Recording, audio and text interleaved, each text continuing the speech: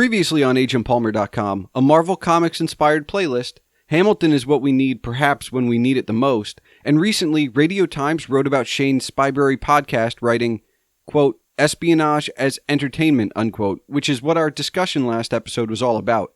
This is the Palmer Files, episode 23, with artist of all trades Andrew Belling, the mind behind the Wizard score and a film I refuse to stop talking about. We discuss his start, his dreams, positivity, how the industry has changed, and being talented and lucky.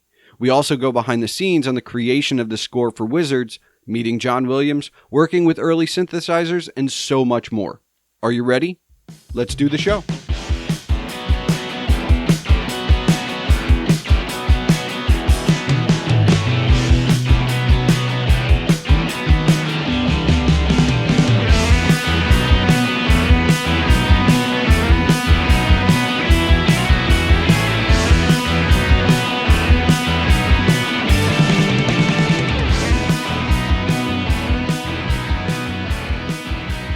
Hello and welcome to the Palmer Files. I'm your host Jason Stershik, also known as Agent Palmer, and on this 23rd episode is composer, conductor, arranger, songwriter, artist, producer, and director Andrew Belling.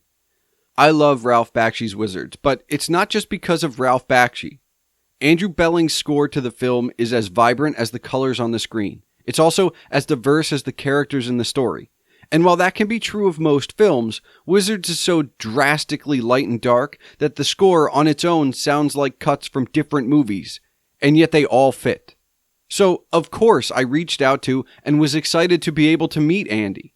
And while the conversation you are about to hear is wonderful, it is not his entire story at all. Just from the short bio on his production company's site, morebroproductions.com, quote, he's worked with major stars like Frank Sinatra, Anne Margaret, Burt Reynolds, Dinah Shore, Susan Anton, Lucy Arnaz, Martha Reeves, Waylon Flowers, and Madam, unquote, and we only touch on a few of those connections. But he's an absolute beacon of positivity, and his stories are wonderful. I'm delighted to have taken part in this conversation, and I can't wait to share it with you. So, before I get into it, remember that if you want to discuss the episode as you listen or after, you can tweet me at Agent Palmer or the show at The Palmer Files. And while Andy's not on Twitter, you can email comments for him to the show that I will gladly pass along as well. Tweets if you prefer that. The show email is thepalmerfiles@gmail.com. Don't forget you can see all of my writings and rantings on agentpalmer.com, and all of the links, including Andy's bio and IMDb, will be in the show notes. So, without further ado, let's get into it.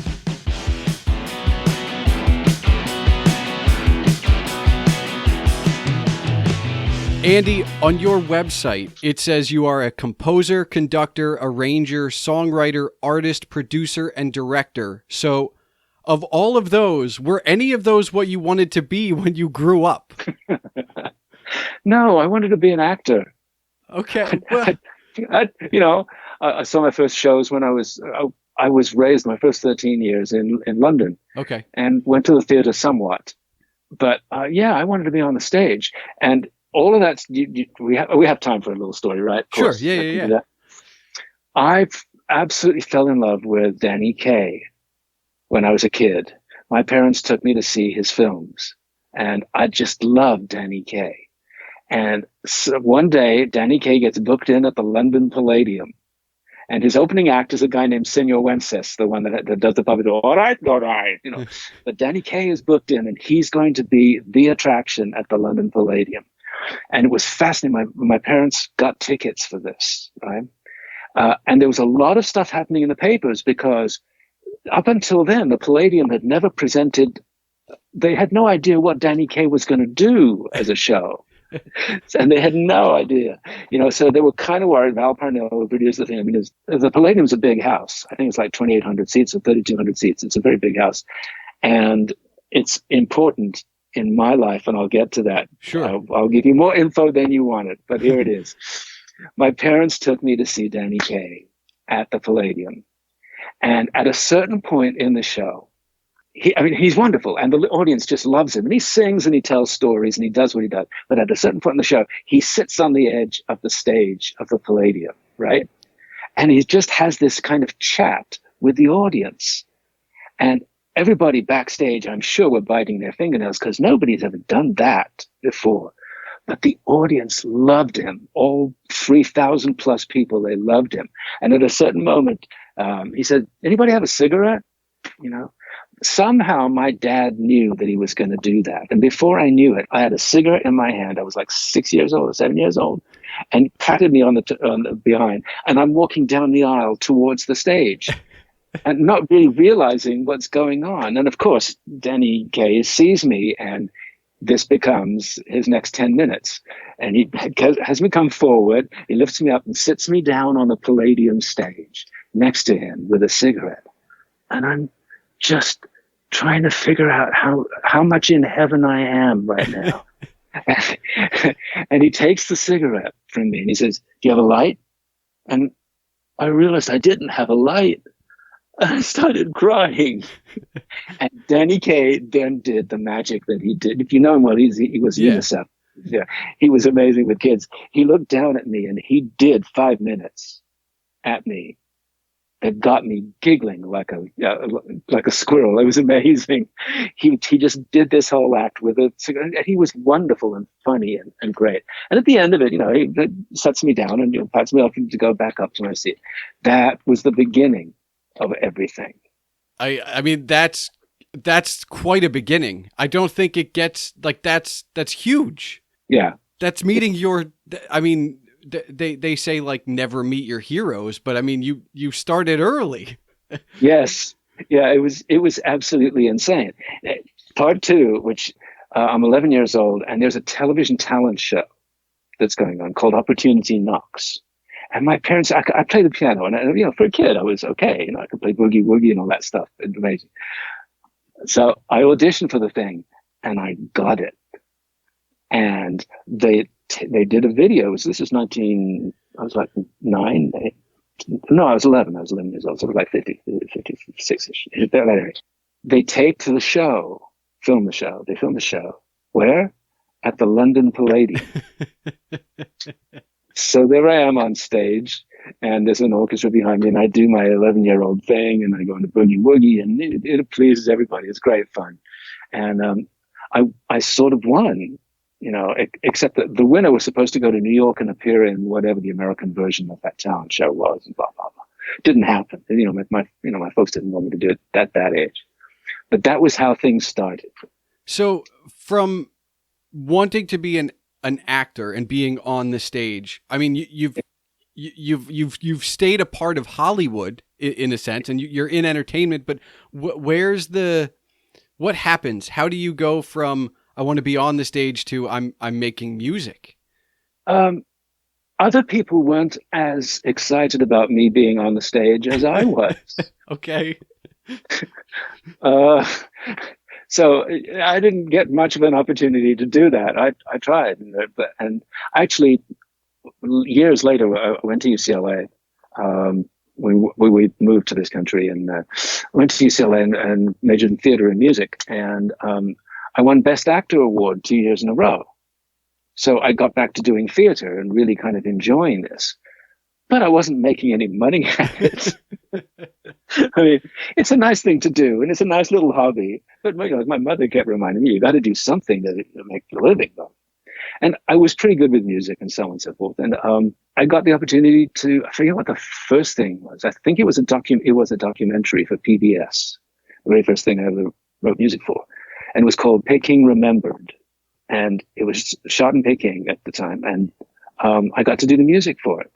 And it was great fun. And I'd never done it before. But I kind of learned how. And that started it. So, was it like a learn by doing? You've got to score this, so you sit down at the piano. And I mean, obviously, if you majored in theater and music, you know a little bit about how to score things. But I mean, doing your first one, were you excited and nervous, more excited? Both, actually, in equal proportions, The thing, and I find it with a lot of young composers when I talk to them about the project and everything, it's everybody has, quite a few of them have. I think it's changing as now the internet makes things, it's a whole different thing. But back then, everybody was going, they're going to discover that I don't know what I'm doing. They are going to figure it out, but I don't know what I'm doing. So most of my early work was spent doing that. It's like just praying. Every time I go into a recording studio, this is before I had my own stuff in my own studio, MIDI and all the rest of that, but going in and working with other musicians. And every single time I did that, I walked into the room going, this is the time they're going to find out that I'm a fake, that I don't know what I'm doing. Well, I mean, you've made a career out of fooling everyone. Yeah, except myself. Wait, so you still have imposter syndrome for yourself? No, not anymore. No. Okay, all right. No. But at the time, and of course, I it depended on what the project was, and some things came easier, and some things were tougher, and so on. But it's just the other thing that happens too when you're doing. I did a lot of children's shows and stuff, and that was fairly easy stuff. When you start graduating to the adult world and doing like feature films, then you start dealing with egos and artistic visions and a director and a producer and all those people. And that was a lesson that was, I took music classes at UCLA and I took composition classes, although they didn't have a film music teacher. And I'll tell you another story about that later on if you stay tuned. Sure. There was nobody said to you, this is what the business is really like. And it's gotten, I think in some ways, a lot of it thanks to the computer and the ability to fake a score, on synthesizers, whatever. But, producers, directors doing a film right now, they have temp scores. They put temp scores to stuff and that's what they fall in love with. Music that's, wasn't written for their film, and obviously it just works. A music editor put in and said, oh, you want a piece of ta-da-ta-da-ta-da, I've got a piece of ta-da-ta-da-ta-da, I stick it in here, it's there. That's what, now you've scored your film, Well, once they do that, once directors and producers do that, some of the fun of writing the music is kind of gone, because then you're imitating what they're happy with because you want the check. So technology has obviously changed the music industry, and I know, full disclosure, Wizards is probably one of my favorite films. Your score for that film is, look, I will be honest. Track 7 is my alarm in the morning. Wait a minute, which one is that? Let me look. It's the Battle and Peewittle. Oh, the Battle. Oh God, yes. Okay. But there is something about that score because it unto itself, right? Like I did rewatch Wizards recently because I wanted it in context, because I've owned the score separately. It feels like you were writing music for different films almost, because you've not only got a good side and a bad side, but you've got really amazing jazz and then some rock, all this different stuff, and it's heavy into synthesizers, which were new still at that point. So I kind of want to know what's that like, because you weren't at that point, I'm sure, an expert on synths, right? That would have been new. So with all of this together, that had to be quite the undertaking. Yes. Well, I got the gig because the music editor, I had worked on a film with him, and he was a lovely man. He's really wonderful. And he called me one day and he said, I'm going to throw your name in the ring for this film I'm working on. It's animated. I'll tell you two things. It's going to be released by 20th Century Fox. This is back in the days before ABC and all that. And the director is Ralph Bakshi. And you if you get a chance, go to a library and read up on him, because he's very important, but he's a toughie. So if you want, I'll throw your name in the ring. And I said, yeah, what the heck? What have I got to lose? So I had my first meeting with Ralph, and Ralph is, I forget which part of New York he's from, but he's definitely East Coast. He is definitely New York. There's a lot of Ralph. Ralph is amazing. He's brilliant and all of that stuff. And I have incredible respect for how the man thinks and whatever. But what I didn't realize when I signed on to do the film was that he was under a lot of pressure from Fox. Fox did not have an animation department. They had no idea what he was doing or how they were going to release the film or what the hell it was. He'd done, was it Felix, Fritz the Cat? Fritz the Cat, yep. Yeah, he'd done Fritz the Cat. So they kind of knew, where his head was at, and he knew that they knew there would be boobs, whatever. Of course, it's a Ralph film. But he was under a lot of pressure from Fox, and I didn't realize that when I signed on. And I signed on. He and I talked about it, and he said, "This is I want something different. I want something that will attract people, but something different that'll get their attention." And it was funny. We didn't talk money. I have a friend of mine produced it for me who literally took care of all of that stuff, but there wasn't a lot of money, and we did with 8 musicians and synths, and I was trying to figure out a way to give him the colors and the emotions and all the rest of it stuff. Well, we only had money for 8 players, and I was kind of thinking, well, I wonder what synths would do, because as you said, it's 76. It was really pretty much the beginning of that. Nobody had really at that point done a melodic film with synths. The husband and wife team that did Forbidden Planet, was it 56 or whenever, 55? Somewhere around that. Yeah. They were one of the first electronic scores. And I loved Forbidden Planet, and I loved that. And I always thought of synthesizers, and making those strange little sounds. That's what I thought they'd do. Well, in 1976, they'd come a little ways from that and could do some wonderful things. But I was completely ignorant about them. So I went to a guy who sold Yamaha pianos here in Los Angeles. And he had a fellow working for him, Clark Spangler, who was he was the guy that went to Japan and got all the synths and brought the synths into the world.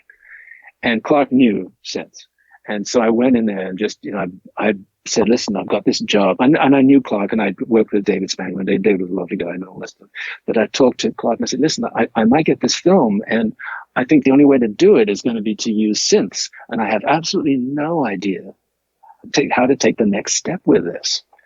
And we talked a bit about it, and eventually I begged him. I said, please, please, please, will you work with me on this film? Please be my technical guide and help me through this. And for some reason, I guess, the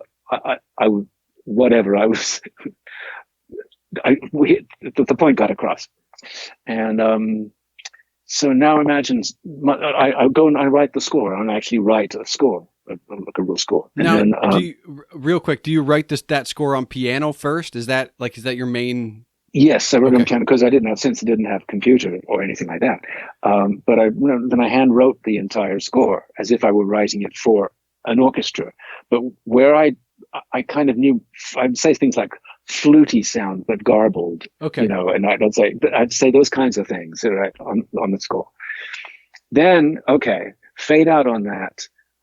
It's my first day of recording at Hollywood Sound, which is a studio that, if you look it up, is historically from the 60s and 70s. It was an amazing studio. The people that recorded there. It's a small little building. I just went back there the other day to look at it. It's this tiny building, but we did the Wizard soundtrack. And the first day of recording, I walk into Hollywood Sound and I have to try and get through the hallway because there are these giant wood boxes. Long, wood boxes in the hallway, stacked, and I'm trying to figure out what the hell this is. And I get into the control room, and Clark says, "Oh, did you make it through our keyboards?" I'm going, "What do you mean? What do you mean?" So we spent the next hour and a half prying lids off of things and carrying these heavy 88 key keyboards into a table in the control room, and there was like a stack of maybe 4 or 5 of them, and then it's something that looked like a PBX board, with all not PBX. What do you know what I'm talking about? Yeah. What operators used to use, on the phone lines. So is that how you get the different sounds? On one of the machines, yes. Okay. On another machine, there were cards long cards that were punched, that had certain holes punched in them, Okay. and you fed them into the machine, and then, I want French horns. Oh, no, no, no, no. Oh yeah, there's the French horn sound. And it was okay. It was cool, whatever it did. Anyway, thank God for Clark, because the scene would come up. I'll get to the side issue in a second. The scene would come up, and I wrote something, and then let's say I wrote, for full throaty horns with a little buzz, and that's what I wrote. And so he said, well, let me see, let me go through my horn sounds. And he's pushing these things, and he's plugging things in, and feeding things cards, and he's, whatever the magic. And then finally he would hit on the sound, and go, whoa, whoa, whoa, hold it, that's it. And I'd say, okay, run the picture, and I'll play to picture, which is what I do for most of the film. So as they're running it, I'm playing along with the action, and I knew melodically where I wanted to go. I knew the timings of stuff, but things then I knew the timings of stuff. Okay, side story. Early animated films, or films before computers did a lot of the work. Yeah, you're doing all hand-drawn animation. Absolutely. So you would time a sequence by the hand-drawn animation, which they would send then, the ink and pen, I think, yes. Yeah. So you're not even getting full color. You're scoring to just black and white. Black and white, and sometimes pencil tests. Okay. Pencil sketches. and so you'd get a sequence, and I get a sequence from Ralph. And it's a minute, 12 seconds, 14 frames, whatever it was, something like that. Okay. And I write a piece of music that with the tempos and all the rest of that stuff. And as you mentioned, it's not a film that has a particular bland setting. It's suddenly this, then suddenly that, and suddenly there are different styles, and all that rotoscoping and stuff. And those, when you're writing music, especially stuff that changes that direction very quickly, you got to catch that stuff. If I was writing a soppy love ballad, for Avatar or whatever it was, and suddenly we're in a battle scene, I have to catch that. And there has to be the aggression and all that. That was interesting. But I figured all of that stuff out. And then we got in the studio and we started running the latest cut of the film. Okay, so this is where there's like an edit and you're off by a smidge, right? It's a half a beat, right? Probably, which is... And more, and sometimes more. But okay. Yes. So we had to contend with that. And there's a frustration level involved in that. And you're putting in 12, 14-hour days anyway. So it was interesting. It was a fascinating week, adjusting and doing stuff. And Ralph came to the studio a couple of times. And because of that thing I told you beforehand about finding, this is when I'm going to find out. I really don't know what I'm doing. I kept thinking every time he came to the studio, I was going to hear this giant, "You're fired!" What are you thinking? What am I spending the last bucks on? So there was a certain amount of that pressure. There always is. That continues today. But now, because of the way the business is, the film is pre-scored. Once the temp track is done, the composer does a track with synthesizers that become the orchestra. And then later, if the producer buys off on it, then you go to London or we go to LA or whatever it is and conduct London Symphony. So it was a different animal back then. And I just I really believed that Ralph hated what I did. I thought he hated, oh my God. And then we'd sit through and play back a sequence with some of the synth sounds and all the rest of it. And I'd look to him for some sign. Sure. And again, he was dealing with a lot of stuff from the studios. And I didn't know it at the time. I thought that he was completely and totally involved in hating my score. That's how I went through that entire week to 10 days of fortunately, my friend Don Perry, who bless his heart produced the whole stuff, kept me soothed and kept me from going crazy and kept Ralph happy and did all that stuff. And Don did a brilliant job of it. But it was a tough time because I never really knew what to expect. And there was no way to send, say, if I said to him, okay, this is Avatar's theme, but it's going to be played on sort of like a bassoonish sound. There was no way to send him what sort of sound a bassoonish sound was that I was ultimately going to use. He had to trust me. Yeah. So then he'd come in and he'd see this and he'd hear this kind of musical farting and not really figure out what the heck was going on. It was interesting. It was very interesting. Now it sounds like there's aside from the pressures from Ralph and the deadline, that still must have been fun as far as here's all these new sounds. Here's all these new things I can do. I mean, I know there's that pressure there, but like, do you look back and go like, well, that was like the wild, wild west. Like it could have gone anyway. Yeah. Yeah. It was an adventure. Doing the job is an adventure anyway, but it was a particular adventure because I had no idea before walking in the door what I was going to walk out with.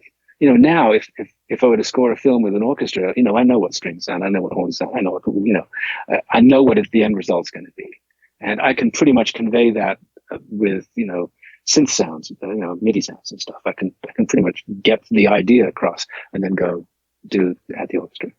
But yeah, back in those days, who knew what sounds those little guys are going to make? And the thing I found out years and years later is that there is a whole group of people, God bless them, who like Wizards and enjoy the film, which really surprised the hell out of me. And they know every single synthesizer from 1960s, 1976. They knew every single one. And I'm using stuff that's straight out of the box that doesn't even, have the copyright and stuff that, some of the stuff, and it's straight from Japan, this is what they do. Unfortunately, Clark had the head, the mind to look at this stuff and go, oh yeah, I blah, blah, blah. And he knew pretty much what they were. But it was a strange time. Now, do you hear from like other musicians about how Wizards, obviously there's fans, but have you heard from other people that like as a score Wizards has influenced other composers? I haven't heard that so much. The funny thing about it is I didn't realize until a couple of decades after the film came out what Wizards actually is.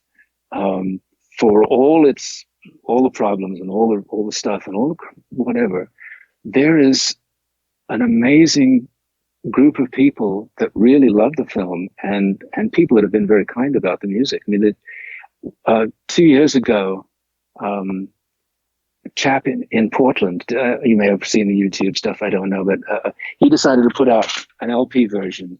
Yeah. Right? Okay. So he said, listen, I'm going to have, it's the 44th anniversary, and we're going to give a screening of the film at the Hollywood Theater in Portland, and we'd like you to come up and there'll be some audience participation, blah, blah, blah.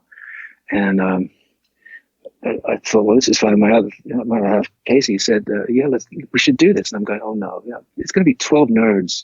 Really? Who's going to, really? It's going to be embarrassing. And he said, no, you should go. You should really go. All right. So we flew up to Portland, and Daniel, the guy that organized the whole thing, had put out these albums. Absolute sweetheart, his wife, his family did this. And they put on the show at the Hollywood Theater in Portland. And he said, I want to show you something. And he drove up to the theater, and outside, the marquee said, Wizards with Andrew Bellin on the marquee. And that was my Denny Crane moment. Yeah, I was going to say that your name and lights. Yes, my name and lights. It was crazy. And then I said timidly to him, well, I hope you've managed to sell enough, or you managed to sell enough albums. Oh, the place is sold out. We've got 100 people that wanted to get in and couldn't. And the theater seats about 450 people. It's a film theater, I guess they have digital, but it's also film projectors. They got a beautiful, relatively clean print of the film, and the place was packed with people. And that's when I realized that this film that I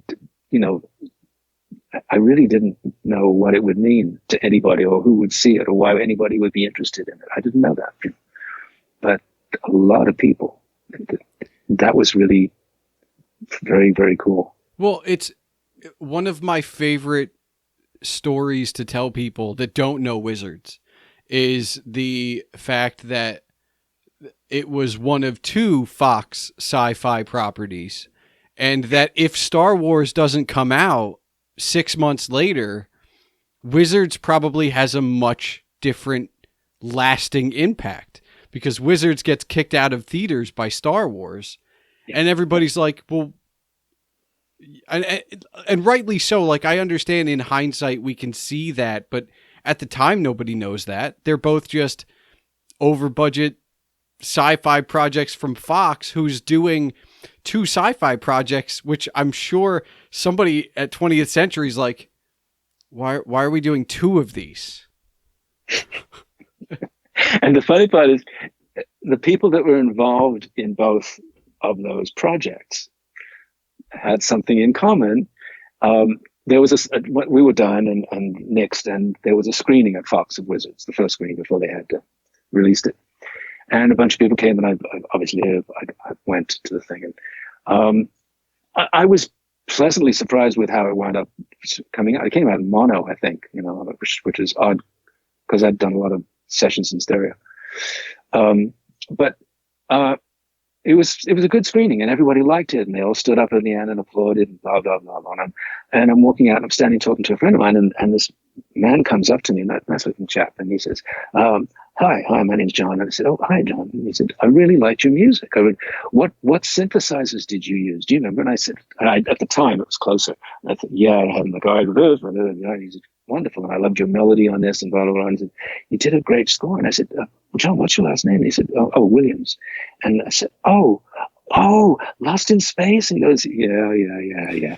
And I said, I love that. I said, what are you working on now? He said, oh, this B science fiction film from England I just did the score for, B movie. And I said, what was it? What's in his Star Wars? I said, was it good? And he said, yeah, it's a B movie. It's a sci-fi B movie. No. So we were both, coming up. Obviously, his was somewhat more of an important film, but it was just amazing, because we had no idea. We had absolutely no idea. When you do a score, you're mainly focused on the music. I mean, obviously you see the picture on the screen, but do you have, Wizards and Star Wars aside, are you putting the best you can for music, but as a whole, are you still always unconvinced, when you're done? Or obviously you didn't know what Wizards would be, right? And John Williams doesn't know what Star Wars is going to be, but right. Is that every project? You just, no. Okay, this next, or do you know when something is, good, and then everything else is maybe? If it's the beginning of a what do you call a series of films, okay. It's like Star Wars. Yeah. There's uncertainty about it. Obviously, once they've done Star Wars 1, doing Star Wars 2 was thank you very much. Okay. Yeah. There's been talk about doing Wizards 2, but and Ralph talked about it a couple of times. Just back to Wizards a second, because Star Wars has enough stuff going out. Sure, absolutely. There was the 30th anniversary screening of it at LA at the County Museum, and Ralph was going to be there. Was it there? No, was it the Egyptian Theater? Was it there? Anyway, it was here in Los Angeles, and I found out about it, and a friend of mine said, "Oh, you got to go to it." I said, "Why?" Really? He says, "Well, maybe Ralph's there," and I go, "Yeah, I don't want. The man never liked me. He was." Blah blah blah blah blah. And Don said, "No, we're gonna go. We're gonna go." So we go there. Yeah, I think it was Egyptian, because there's a courtyard, and we walk into the courtyard, and I'm looking around, kind of just trying to make sure Ralph isn't anywhere around. And suddenly I see him, and he's got about 6 or 7 people around him, and he's talking to them, and I'm kind of sneaking by, to go into this screening, and he sees me. And I'm just passing by, and this huge voice goes, "Andrew Belling." And I'm looking around like, oh. And he found me. So I had no choice. What am I going to do? I can't. So I go over to him, and he gives me the biggest hug. And he said, "Ladies and gentlemen, I want you to see the man that did the music for this film." And everybody was really nice and really impressed. And he was very, very sweet to me. He was very nice. And we never got our moment. And I probably never will, but we never got our moment when I ever said to him, I thought you hated this. I thought you hated it. And he loved the film. He loved the music. And he loved how it complemented this and that and the other thing. He was very, very pleasant about it. So it's a surprise. It's a constant surprise. I mean, obviously you've done other things than Wizards. I mean, I don't want to just harp on Wizards. I mean, I could, but Right. I'm not going to. I know that you were a session musician. Yeah. For a while, and I've seen some great documentaries on it, but like, is that fulfilling as a musician? Like, because I have a friend who's like, you know what, if I could just do anything, I think I'd want to be a session musician. I just get to play with all these cool people, and you know, that is that what it's like? Oh yeah, yeah. Because you the guys that really were working. I was doing it, but there were guys that were doing 3-4 sessions a day, and 4 or 5 days a week. I wasn't doing that many anyway. And I'm a decent keyboard player. Okay, I can make my way around stuff, but I don't sight read as well as others, and all that stuff. And there are certain guys that you hire for various things. But yeah, there was a period when the 70s and 80s, really more so than anywhere else, when you're putting out hit records, new records that you kind of knew were had a little hit to them, and then speaking of those sessions, do you know who Hal Blaine is? The name Blaine sounds was familiar. drummer. Yeah. He's the drummer. He was in the Wrecking Crew. Okay. Remember they did the documentary about the Wrecking Crew? Yeah. Hal Blaine. Hal played on more hit records, drums on more hit records than anybody else. So I get hired by Columbia Records to do a rock version of the Handel Messiah. And, again, it's like, I need the money. I really do need the money.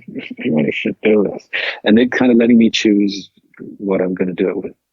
Long story short, I got a symphony orchestra and a rock ensemble for that recording. It was produced by the guy that produced Hair, the musical Hair. And Columbia was releasing it, and it was their first release in quadraphonic sound. So that brought in a whole bunch of farm animals that we didn't really think about in the beginning, but it was interesting. There were two versions. One's 4-track, and the other was the combination of the things that we called squad track, which was SQ track. It was 2 channels on one side and 2 channels on the other, and then you can get 4 separated channels. And the whole point of it, you had 4-track surround sound to do an album. Yeah. Anyway, we did that, and they were booking the orchestra, and they got some great players. And then the guy that was the contractor called me up and he said, "You'll never guess who I got for drums." And I said, "Who?" And he said, "Hal Blaine." And I went, "Really? To do this? I mean, really?" And he said, yeah. He said, I promise you it'll be an experience you'll remember, but it will be a good one. Ultimately, there'll be a good one. So fade out on that. It's the first day of recording. The entire orchestra there. We had 60, 70 pieces, I think. And then a rock group, well, not a rock group, a bass, guitar, and a drum set gets delivered to United Studio A. And the drum set has almost 360 degrees of toms. Tom. So, and I'm going, who the hell needs this many drums? What kind of... And then they said to me, don't you remember it's Hal Blaine? And I went, oh, this is going to be interesting. I wonder how he's going to arrive. Hal Blaine drove up to the studio on his motorcycle. They opened the back doors and he drove into the soundstage on his motorcycle. Dismounted, and everybody went high because this is Hal Blaine from the Wrecking Crew. This is the dude you want playing drums. But he was nice. He was interesting. He was sort of playing Hal Blaine for the day. He was really quite funny. But he sat down and we went through the whole Messiah album together. Interesting guy. And then he had a stamp made that said Hal Blaine was here. And if you wanted your music signed by him, you could stamp it. There were characters like that back in those days. It was kind of fun. Now, is there a transition from that kind of conducting, is what I'll call it, to like, you've conducted symphony orchestras as well, right? So is there an adjustment, or is it just kind of as the universe goes, like you pick up skills here and there? Yes. Yes. the answer is yes to all of those questions. Um, for example, because The Messiah was in quad, Mike Nemo, who was the engineer who got me into the project, is a brilliant engineer, said to me, listen, I have a friend who plays organ, church organ, in such and such a church. And I was thinking what would be really cool for this is if we piped the organ in on stereo phone lines live to the 24-track recording. And I said, sure. And so the first day we're going to use him, I forget the guy's name, he was really good. He's sitting in a church that's like 11 miles away from the studio. Now, this is 1985, 90. Digital wasn't, I don't think digital was around, really. And he was transmitting on Class A phone lines, 2 Class A phone lines. So he's listening to me on his headset. And I quickly learned that just because of the fact he's 11 miles away and sound travels at a certain speed, I have to conduct him in ahead of the orchestra. So I'd be doing 1, 2, 3, 4, 1, 2, 3, because he had to respond to my vocal thing and play the downbeat. That's why it was insane. And the thing that looking back on it, was very obvious it was going to happen. We did the Hallelujah chorus. We started with Hallelujah because it was an easy one, hopefully. And we played and we got through it. And I went to, I wanted to go into the control room to hear a playback. And Mike said to me on my headset, he said, no, wait, give us a while. Wait for the smoke to clear. And I wondered, well, from what? I mean, the music was that hot? And he said, no, they're smoking. And I went, oh, okay, all right. Well, there was this green cloud of smoke in the control room. So when I finally put down the button and I said, how was that, guys? Fine. Yeah, it was good, man. It's good, man. God, those are the days. So, like, what has been one of your, like, I mean, we've touched on a bunch of, like, what could be career highlights. Like, do you have a favorite? That's a really good question. I've been incredibly lucky. I've met some amazing people along the way and been just really incredibly lucky. And can I segue into another little quick story? Sure, absolutely. I get a phone call from a guy, and he said, "Hey, listen, Dinah Shore's musical director just quit the TV show. Would you be interested in doing that?" And I said, "Yeah, sure, absolutely." And he said, "All right, the next call you get will be from Dinah." And I put the phone down. I'm going, "Oh, sure." And the phone rings, and this lovely lady's voice is on the phone. It's Dinah Shore, and she said, "Meet me for dinner at Mr. Chow's in Beverly Hills tomorrow night at 7:00. And I said, "Yes, ma'am." I went to meet her, and that began 3 of the most amazing years of my life, career-wise.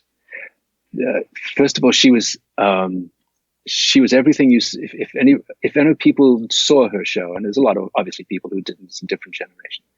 But she was an absolutely wonderful, beautiful lady and lovely, despite the fact that she was ensconced in show business and she'd been in it since she was a kid. So I had great adventures thanks to Dinah Shore, and we traveled all over the place. And we did a week of shows at Burt Reynolds' Dinner Theater in Jupiter, Florida, because she and Burt were seeing each other. And they flew me down to Florida a week early. They were going to tape a week of Dinah's shows, and they said, "No, we want you to get together with Bert, and if he wants to sing or do something on the show, we want you to write all the special material and yada yada yada." So my writing partner and I, Lee Aries, we wrote a song for them to sing, and I get to Bert's theater a week early, and I'm sitting in the theater waiting for somebody to introduce me to somebody. And this guy walks up and kind of balding, and he had a few extra pounds. And he said, "Can I help you?" And I said, "Yes, I'm waiting for Mr. Reynolds." And he said, "Well, you're talking to him." And I did the first thing that one doesn't do when it's somebody who wears a hairpiece, is I looked straight up at his hair. This does have a relatively happy ending. There's a whole story attached to it, but it was fun. Bert was great fun. He was absolutely great fun. And Dinah was there for a week, and we did 5 shows. And it was just crazy, just really crazy. And all of his old friends came to visit. He had a lot of friends from film that would come by just hang around. It's a story for another day. It's okay. Just there's plenty of stories for that. Now, have you been in Hollywood the whole time? I mean, outside of travel, like that's been your base of operations since you went to UCLA? Yes. Okay. And the industry has changed, obviously, but for a musician and a composer and all of the things that you are, has that changed as much as everything else? It's changed along with the technology. Yeah. Okay. Yeah. I mean, that's been the major reason things have changed so much. It's crazy now. When I think of going to London to do a score on a film, carrying two 2-inch reels of tape, 24 track, 2-inch Scotch tape. Yeah, right. You know what I'm talking about. Yeah. Schlepping those things through customs, right? Carry on though, because you don't want them to lose it, right? Oh, no, exactly. Yeah. And you don't want them to run it through an X-ray machine because somebody tells you, oh, it erases all the stuff that you recorded. Who knew whatever was going on there? But that was insane. And to think that now, I can sit in my studio here and basically record an orchestra in Prague live, That's great. That's what they're doing. And I don't have to fly there. I mean, has it made, is your process still the same? Like, I mean, if I said, hey, you're going to do a score for me tomorrow or next week or next month or however much time, like, is your prep still the same? Like, do you just still sit down in front of a keyboard and, 88 keys and write, or has technology changed things a bit for you? I've tried to, I'm a romantic. I write themes. I write melodies. I like to. I don't like writing sound effect music. I've done enough horror films to never, ever want to do another one in my life. I love the fact of writing a big theme for an orchestra. That's why my God is John Williams. I mean, the man literally wrote the book, as far as I'm concerned. He is the best scorer for film. And there's a lot of great guys in his company, Jerry Goldsmith, etc. All those guys, Elmer Bernstein. But John Williams, you can hear 6 notes of a John Williams theme for a movie, and you instantly remember the scene in the film. You remember the people who it was. The joke is Jaws. Dun dun dun dun dun dun dun dun. That's all you need, right? He knows how to grab those moments, and my God, he's the best in my book. I have a theory that movie scores is just modern classical music. I mean, I'm not really with classical music that much, but to my ear, what modern classical composer is going to give me anything better than what John Williams has done? Right. Exactly. He's the Mozart of our time, Beethoven, whatever, what have you. Yeah. And he's consistent. You think of John Williams, you go to the 2 major films, but there's Indiana Jones, and there's umpteen John Williams scores out there, and they're all stunning. There were guys like Jamie Horner, who was a wonderful composer, died way too young. But guys that write beautiful melodies and really wonderful themes that when you hear them again, you go, oh yeah, that reminds me of this character. That's what I like doing. I got a chance to do it on Star Chaser, which I was very grateful for. But yeah. So outside of scores and classical music, like what music do you like to listen to or even play? Like outside of, work, quote unquote. Well, I'm very much stuck in the 70s. James Taylor. I used to love Harry Nilsson. I actually once got to meet him, which was so exciting. we were in a Jolly Roger restaurant, the Sunset Coengo building, and I had an office there and everything. And Harry used to hang out. He had representation there. But I loved his records. Have you heard any of his stuff? Yes. I mean, yeah, okay. So everybody's familiar with Everybody's Talking at Me. Yeah. How to Hear the World. They all know that song. But he's written some amazing, amazing songs and was brilliant. But yeah, those are the kind of the guys that I like. Randy Newman, I went to school with. Crazy Randy was amazing. You went to brilliant. You went to school with Randy Newman? Yeah, we were both at UCLA. Wow. Because they talk about a guy who also very prolific. Like he's almost on a separate level. Like he's like a similar path, but separate level from John Williams. Yeah, and he comes from that amazing family, that dynasty. Lionel Newman, Albert Newman. There's like six or seven Newmans that have been around since the 30s, and they're all the same family. It's amazing, and they had the biggest influence on Hollywood. So Randy's really cool. Now, I mean, with your base being in Hollywood, have you ever considered leaving Hollywood, or is like Hollywood's it? Like you still have that? I mean, do you still want to get on the stage now? Yeah, every once in a while. Yeah, okay. I do. Yeah, it kind of. It's funny. I got hired to be a co-music director for a Center for Spiritual Living, which is a really wonderful. It's a non-religious religion. It's non-denominational, whatever it is. But it's about positive, about being positive about things, and which I am by nature. So that worked well. So every once in a while, I'll get a chance to sit at the piano and sing, and it's fun to do. And the congregation is lovely, and they're very sweet people, which is, they put up with me at this point in time. But yeah, every once in a while, there's the idea of me. I got hired to be co-musical director on a musical version of I Love Lucy. It's I Love Lucy live on stage.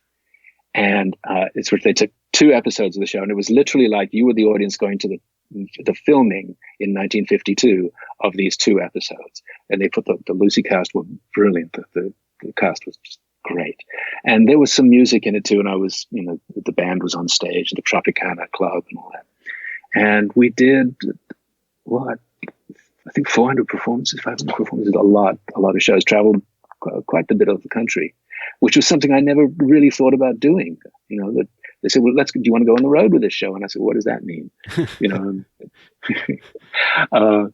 It was fun. It was fun. I got to see places that I never thought I would see.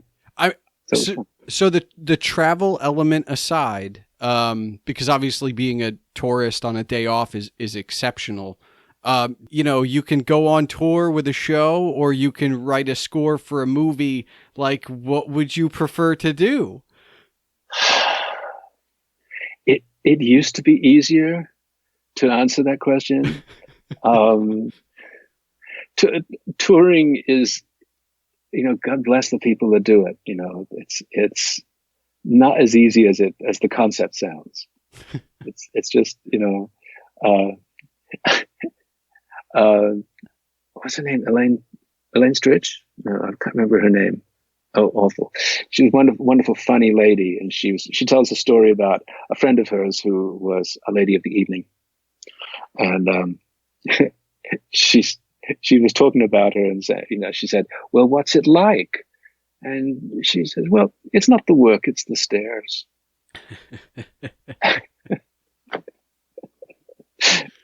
And that's really what it's like being in a show. And what are you doing now? Are you just still taking work as it comes? Yeah. I have a client that I've done a lot of work with for the last 30 years. They publish children's books. It's Child's Play in England. And they're this wonderful company. They put out these great, great books for kids. And I do audio versions of them with music and original songs and acting and sound effects and all this. So a kid can open the book and listen to this, and that tells them when to turn the page and so on.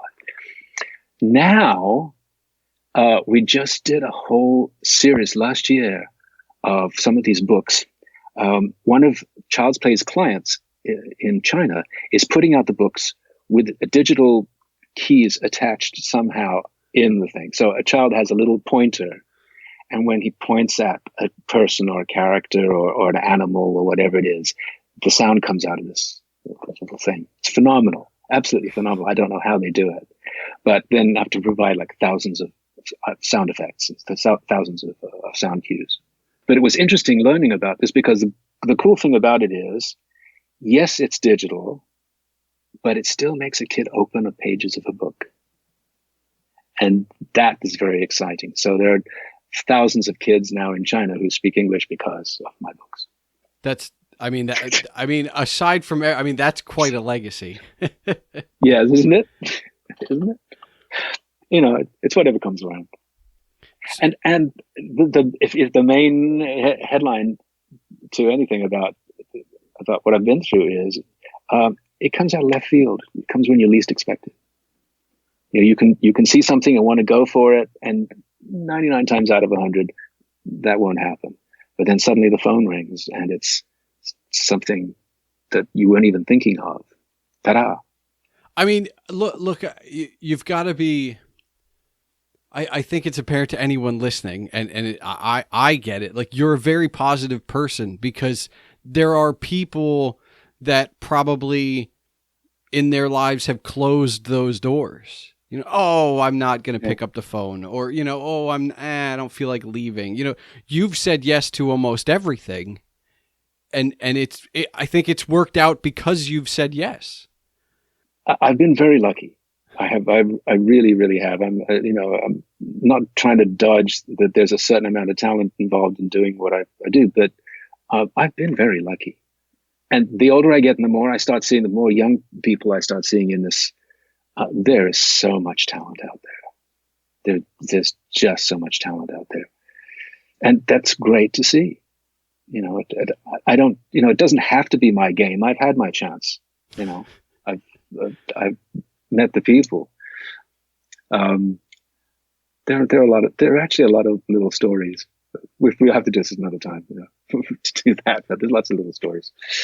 But it's been fun so far. It's just been fun. There's been nothing tragically awful. I don't have that. I've done some bad films. I've done music for some bad films. Well, I mean, yeah, they're not all going to be winners. There was, in fact, Dracula's Dog, which is still on my bio, but it is because it was fun to do. My lyricist partner and I were asked to write 2 film musicals, and we did. They're genuine musicals. They're X-rated, but they're really film musicals, and we wrote songs for them. One of them's called Cinderella, and the other one is Fairy Tales. And they're both X-rated. I think they're both quite fun. They are what they are. You know, this is nothing amazing. But the songs were fun to write for this because Lee is a brilliant lyricist. He's not with us anymore. Lee was a brilliant, brilliant lyricist. And you're writing songs that, if you weren't clever, could be somewhat blue. You know, the concept was to write clever lyrics that, you know, oh, I get what you're saying, you know, that kind of stuff. And he wrote some amazing stuff. I'm very, very proud of that stuff. Nobody wants to listen to them. I mean, I can't interest anybody in them because they're exciting, you know, musicals, but they were fun. So the thing is, every once in a while, you know, at Showtime or whatever it is, at 3:00 in the morning, you'll turn on the TV. It's like, oh, there's Fairy Tale. Okay.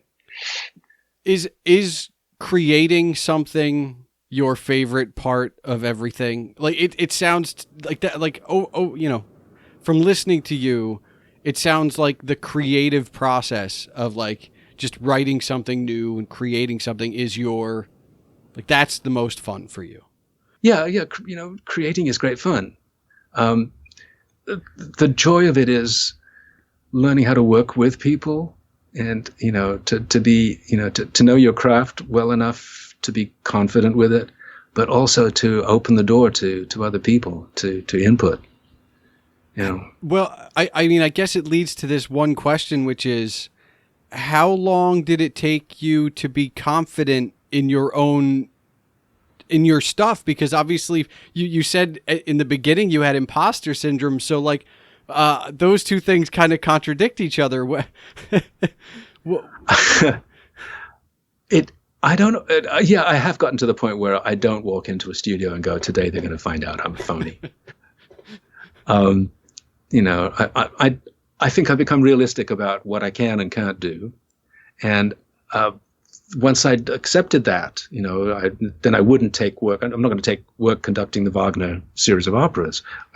No way, But if it's something within my wheelhouse, yeah, it's fun to do. It's fun to do. It's also getting to the point where, at this point in my life, I'm kind of aging. There's fewer years ahead than we're behind. So now it's a matter of trying to find stuff to do. And of course, right now it's crazy. There's nothing. There's just nothing. So yeah, I have friends who say to me, is it driving you crazy staying home and not being able to work, not doing anything? And I said, you know what I am? I'm a composer and songwriter and producer, and that's my life. That's always been my life. It's always been, here's a major project. And now a month, 2 months, 3 months. Yeah.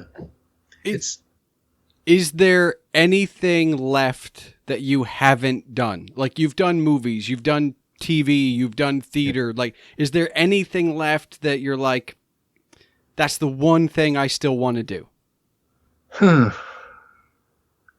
Probably.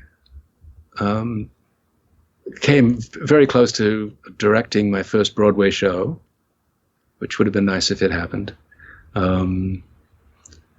But that would be fun. But there's the problem now in the industry, as far as I'm concerned, is I'm a really easygoing guy. I'm not a politician.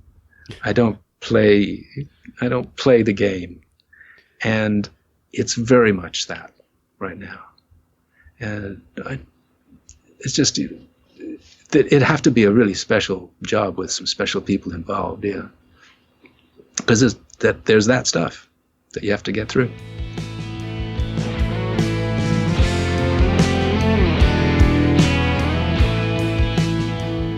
As mentioned in my intro and during my conversation with Andy, he hasn't told me all of his stories. There are so many he didn't have time to tell. But he has so many because he has spent his life devoted to the love of and creation of the arts. But that he's still creating and still finding enjoyment in the creative process is thoroughly refreshing. I do not know if I will ever make a career within my creative pursuits, but I will continue to do them because the arts are worth our time. I find myself in love with the creative process, finding solace in my own processes, and in discussing the process of others with them. It's been one of the underlying unintended themes that has arisen as this podcast has continued on. And while I do listen to other podcasts that focus on creatives and process, I have these conversations with people close to me on a regular basis. The process by which anyone creates art in any form is rarely a clean, linear line. It wavers, it stops and starts and stops and starts again. It's accidents that are kept and misplaced brilliance. It's all of those things and so much more.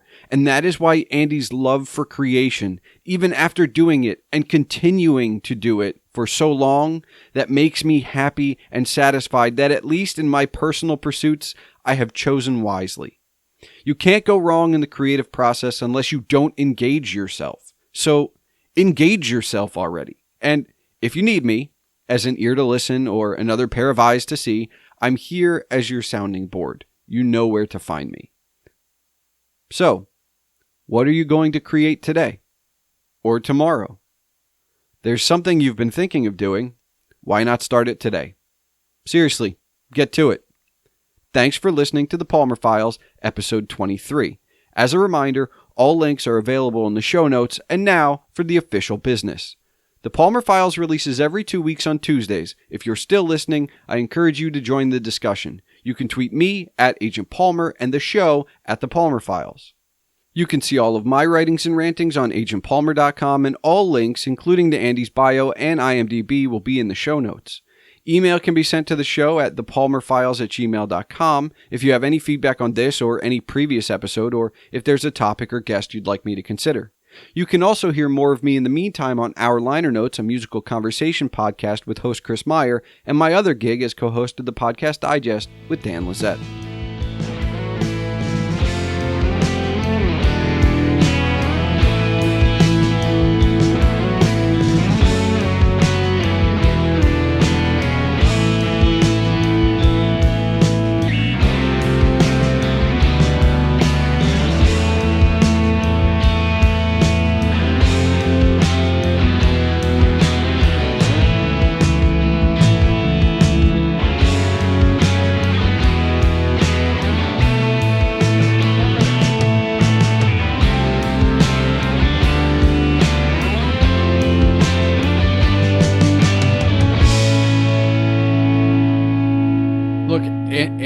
Andy, this has been fantastic.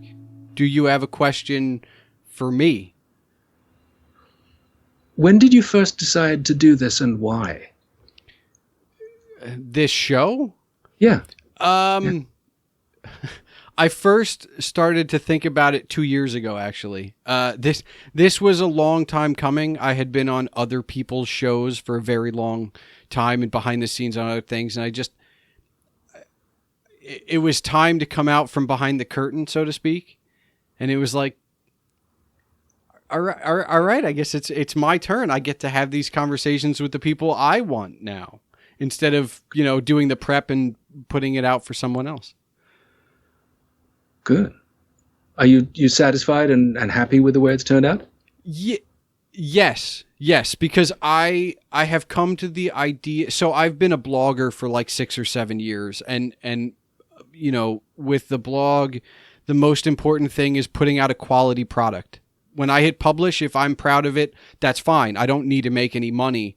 And I'm taking that same approach with this. So, I'll take this episode, I'll edit it to, tighten it up where it needs to be tight. That's fine. Put an intro and an outro together and then put it out. And as long as I'm proud of what I hit publish on, that's fine. And the secondary part, but which is like 1 and 1A, is I get to have this conversation with you, which even if it never goes anywhere, like, this is wonderful.